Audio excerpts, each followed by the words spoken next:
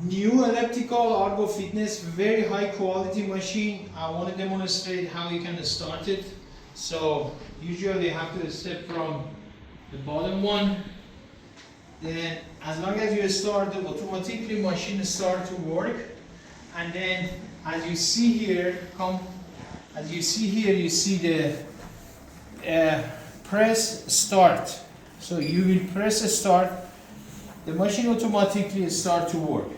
There is a different option. You can increase your resistance with each bottom, as you see, 4, 5, 6, and you can decrease 4, 3, 2.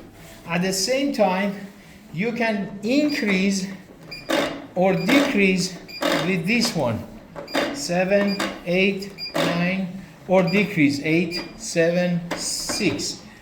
So as you see, here is your speed, here is your distance, here is a program calorie and pulse. So base of each is different. Now is on the calorie. Then you see here time, how many second or how many minutes you did. There is a different option you can select. You want to go fat burner program, you want to go up and down program, we want to remove all those programs. There is actually here too.